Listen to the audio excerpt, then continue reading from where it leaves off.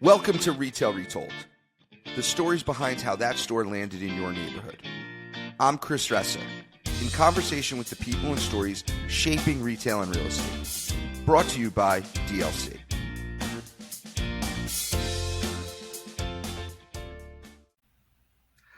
Welcome to Retail Retold, everyone. Today I'm joined by Charlie Arbing. Charlie is the Senior Vice President of Real Estate and Construction at Boot Barn. I am excited for him to be here. Welcome to the show, Charlie. Thank you, Chris, for having me. So, Charlie, why don't you tell everybody a little bit about who you are and what you do? Sure. I run the real estate and construction teams here at Boot Barn. We're a national retailer. Right now, we're 425 stores, 46 states. Boot Barn was founded in 1978, believe it or not, in Huntington Beach, California, by a gentleman who was in the shoe business, who was getting crushed by fashion risk in shoes and watched the cowboy boots that he had sit and not have that same fashion risk. So he scraped the shoe part, renamed it from Shoe Barn to Boot Barn, and built it to about 85 stores in 8 states, and then sold it to private equity in 2008. And then basically went public in 2014, and now we're at well over 400 stores on a path to 1,000 stores. Our CEO has been in place for 10 years, and we're happily based here in Orange County, California. As far as myself, I'm a kid from Boston, moved to California on a whim. I've been out here for about 25 plus years, met my wife, have our family out here, got into the real estate business through some mutual friends. And I started off on the brokerage and development business for a long time in retail, doing brokerage, doing single tenant build-to-suit development, and worked my way up as a partner in a development company. And then in 2008, 2009, everybody changed. The world kind of dropped off a cliff, and I slowly reinvented myself to go work for a retailer. I've worked on new store development programs for Chase Bank. I worked for Starbucks for about 7-8 years as a deal maker, and then working my way up to running on some of the regions in the Western U.S. And then about 4.5 years ago, came to Boot Barn when I had the opportunity to run a program on my own, a fast-growing retailer, and report into our CEO and really kind of elevate what we were trying to do and my learnings in this business. So since that point, I came in, we had about 250 stores. We now sit at 425 stores. So we're growing at about a 15% new store unit growth right now. And what we're primarily Western wear, Western boots, work wear, work boots, work meaning physical manual labor work. And we've been able to prove through our model that the Western trend, we've caught on. We're the dominant player within it. And we've been able to take this and have stores, whether they're in Abilene, Texas or Portland, Maine, that will act just as Western as a store in each market. And there's a lot of runway for us. And right now, we're great. We're grateful for this. Our stock sits at an all-time high. We're valued at over $5 billion, and we see a lot of runway. We think in the U.S. we've got a good 1,000 stores to do. So when you take the fact we're just over 400, we're not even halfway through our growth right now. Wow. So you mentioned earlier the fashion risk was of shoes versus boots. Yes. And so just so everyone understands is that in traditional fashion for shoes, the trends are changing. Whatever celebrities wearing that week, people want to wear, and it's constantly changing. To keep up with that product, whether you're physical or online, is very challenging. And what you meant was, as boots, the trends were much more durable and lasting longer than just the shoe business. Is that fair? That's fair, because we've obviously we noted that trend. Our founder, who cashed out in 2008, noticed that trend. What we've been purposeful about doing to highlight that trend is that the fashion risk you describe in a shoe, it changes. Somebody wears a Croc to a sneaker to a whatever it is. That changes and evolves quickly. A cowboy boot really doesn't change when you think about it much. There's different styles, etc., but the foundation of it's the same. So then we started looking at our marketing and how do we develop this to be a national brand, not just in core states, in Texas and Arkansas, states like that.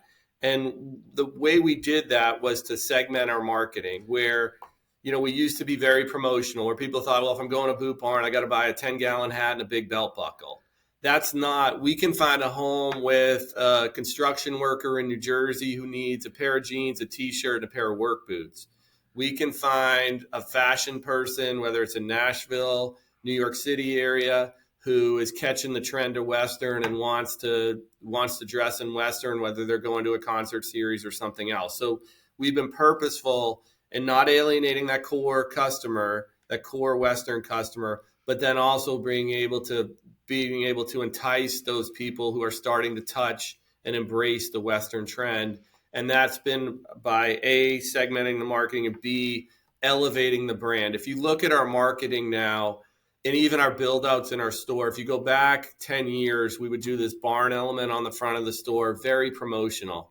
We have retired that. We overhauled our prototype about 3 years ago, and it's a much cleaner look because we want to make sure that a customer doesn't feel that they have to solely be focused on that core Western. We can get them in there with other fashion and product lines to build that business. So we identify that work customer. That's a foundational 30% of our business. And then that fashion customer, we bring in and marry them together. And that ties to our real estate strategy, where we try to look for that work customer, and then we try to be in those suburban power center type locations where we can draw in, I'll call it the people in the single family homes they're going to a Luke Combs concert, they're going to a Taylor Swift concert. They're going to come and shop in there and embrace the brand, particularly as the kind of Western motif has taken off, whether you call it the Yellowstone effect, the COVID effect, where everybody was quarantined but outside, and wanted to embrace the outdoors. We've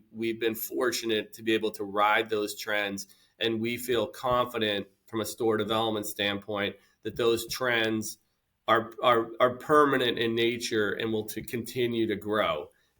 Western is getting more mainstream music, Nashville, Stockyards, you're seeing it more embraced in all states. So it's, again, we look at, we have that ability to hit the coast, but we also say we fly over the US all the time.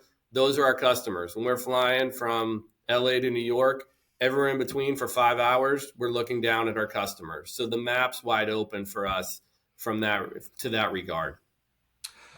Amazing. And do you guys have a e-commerce business? We do. So we do about 10% of our business is e-com, 90% is physical stores. Before the pandemic, that was about 12, 13%.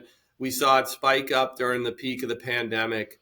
We were purposeful during the pandemic to we embraced the strategy that we were an essential retailer because we service work customers. So we repositioned the stores during the height of the pandemic in 20 and 21, pushed the work product up front, promoted it on the websites because we wanted to supply to those essential workers who were out there working through the pandemic.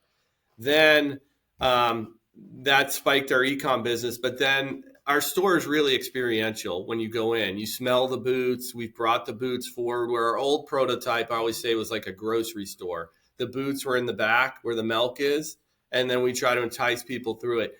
We kind of decided when we overhauled the prototype about 3 years ago is, why are we doing this? When people walk in the door, they shouldn't feel when they're looking at it, it's not a barn element. It's much more refined, smoothed out look. And then when they walk in the door, we brought boot racks up front. So they see the boots, they embrace the boots, they smell it. It's about 50% of our business. And then we work with our store partners to really help to cross-sell, help somebody, hey, Chris, you're coming in, I need a pair of boots. Well, let's get you suited up as well. Let's get you in a shirt, a jacket, a pair of jeans. You need a hat, and really work to get you into that culture, have a positive experience, and hopefully bring you back to shop more and to talk about us. And that's one of the things that I will say, I've seen it from a lot of shopping center owners like you. When we come into a center, it's different, it's unique, and it's not just another retailer. No disrespect to other retailers, it's something different. And communities embrace us, and we see a good run immediately out of the gates normally because it's something new and people want to shop to the Western trend. Totally. Totally agree. I wish I looked good in a cowboy hat. You Unfortunately, could. We can get you there. I, I don't know. I don't know. We have hat I'm trying. shaping, and you got to get it Hat shaped. shaping. Hat shaping. You have hat Yes. shaping in the stores. We Maybe do. that's We have the answer. steamers in the store. We have a hat shaping table. It's part of the experience. You'll see the steam coming up when you're there, and that's Maybe people that's don't my realize issue. that a lot of new people with cowboy hats is you need to get it shaped and fitted to your head, and that's how you make it. Our shapers will know. Okay, like I think we're in the same ballpark. Big head. I always say big melon, small brain, and so you got to get your hat shaped to fit it. Got it. Well, now Yep. I know. Okay. So, and so you've been here about 4.5 years. Before that, you were at Starbucks. And Yes. so one of the big differences, I'm curious, you managed a team at Starbucks of like 90 people, Yep. and now It. you have a much smaller team. Yes. How's that transition been for you? I'd say that there's a lot of similarities, and we brought some things here. At Starbucks, what I really loved about the culture was that everybody's a partner, and they provide stock to everybody, and that was part of the partner vision was that we're all owners in the company, so we were all partners. And I had a couple mentors at Starbucks. One was a gentleman in Seattle who was the head of our global operations, who would tell me the easiest thing to remember coming in the door is your job is to help and to facilitate the interaction between the barista and the company. Whether you're in real estate, whether you're in operations, whether you're in e-commerce and that's an online customer, that's your job. Do not think about what you want or what's best for you. Think about that, and the means will take care of the end.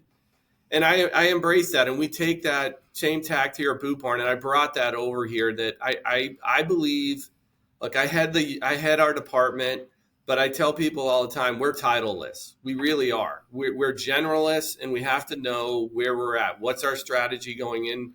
What are we looking to do? How are we looking to accomplish it? How are we looking to move a deal forward and get a store open in the right manner so our operations partner can, sprinkle their fairy dust and do the magic that they do and bring the customers in the door. And that's what I've been purposeful about, trying to create a small, nimble environment where we're able to run and keep up with the 50, 60, 70 store a year pace, but do it with a very small group by eliminating bureaucracy, getting to decisions quick, and really partnering, Chris, with landlords like yourself, whether it's a big landlord or a small landlord, is respecting that relationship.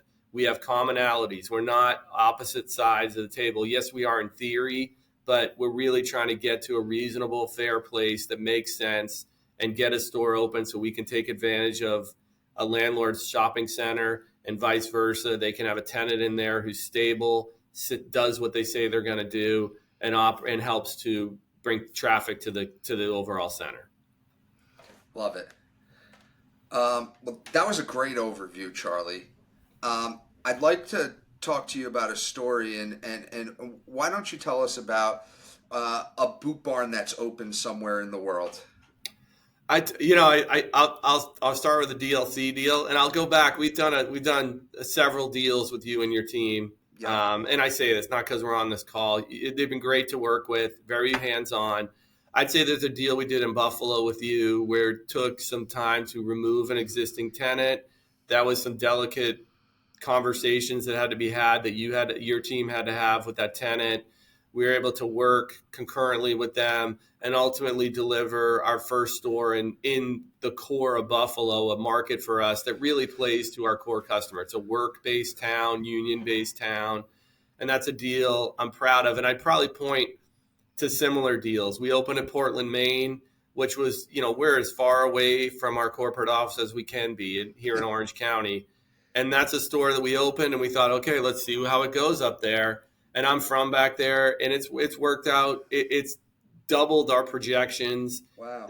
The community's embraced it. It's been a great store for us, and it's helped us to prove the model that we hoped. And when we did a lot of research to say we can go into these non-core states in New England, Mid-Atlantic, Northeast, and we can find our core customer. And I'm proud of that we've been able to partner with landlords, find locations that work, whether it's in Michigan, Maine, Rhode Island, wherever it is, we can find a customer there. As contrary as that may seem to some people, when they think you're a Western wear company, how does that translate to somebody in Connecticut? We did. We opened a store in Manchester, Connecticut. It's done exceptionally well. And that's in Hartford. You think Hartford, old insurance capital of the United States, why would a boot store do well there? There's a lot of people who embrace the brand and embrace the lifestyle and the culture. And that's what we're all called here. We are partners here too, just like Starbucks.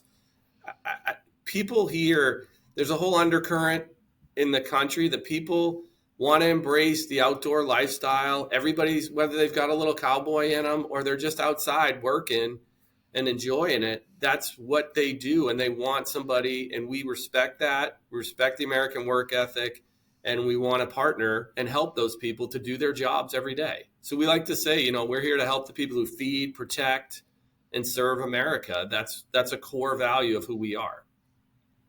Feed, protect, and serve America. I like that.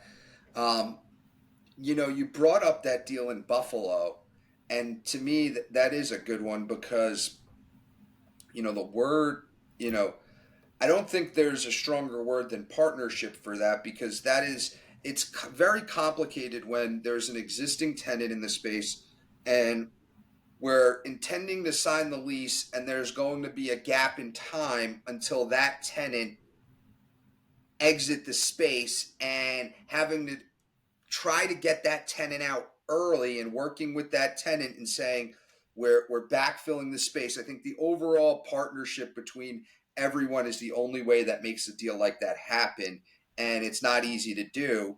I think the other thing that I think about there is, you know, oftentimes we wish it were easier, and I think sometimes the most fruitful deals are a little bit complicated and messy, like that one was. Yep. And you can't walk away just because it's not lining up exactly how you had hoped it would. Because while most deals don't, that one certainly didn't. And I think those are two things that, to me, stick out there in order to like really bring the best thing for that property and for a retailer to access the real estate they want. It's not always just point and click. Sometimes it's a little bit more complicated and you need some true partnership to get it done. I 100% agree with you. It's a long-term game. Look, we have quarterly openings. We're publicly traded. That's my job to some degree with my boss, our CEO. But at the same point, he knows we're here to be at a space for a long term. And if this is the right space, then hang in there and get to the right point where it makes sense. What's interesting about that deal we did with you in Buffalo, the prior tenant who was there, we actually hired the store manager, and they Wow. run the store now. And we go through interview processes, and she was great, strong leader there. And we said let's acclimate her to the brand. She understands the underlying customer base. It makes sense, so let's move that forward. And we Oh, that's waited really some good to know. time. Well, you had to go through those negotiations. It's worth it. Otherwise, what are we going to do? When retailers get in trouble when they chase growth for the sake of growth and start compromising their real estate decisions, that's something we're not going to do here. We tell Wall Street we're going to make certain numbers. We expect to make certain numbers. But I've seen other retailers who have said things like we're going to dust off the B and C sites because we've got to make numbers.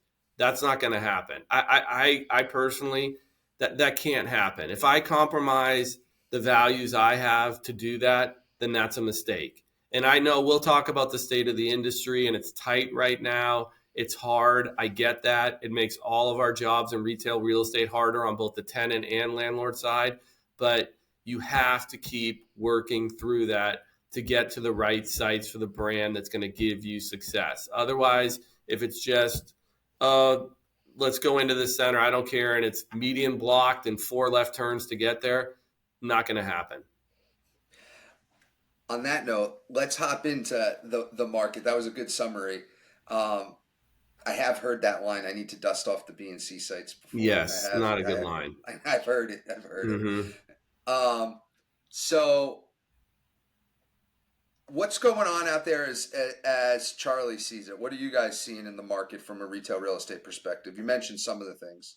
Yeah, I mean, I think I'll echo a lot of common sense things. It's common knowledge. There's the life of the A center versus the C center. The A centers, they're tight. There's a lot of demand for them. The C centers are from a financing, from a vacancy standpoint, they are hurting. Most retailers who are expanding and fortunate enough, and we're one of them who are in an expansion mode, are looking for that A type product and migrating to that.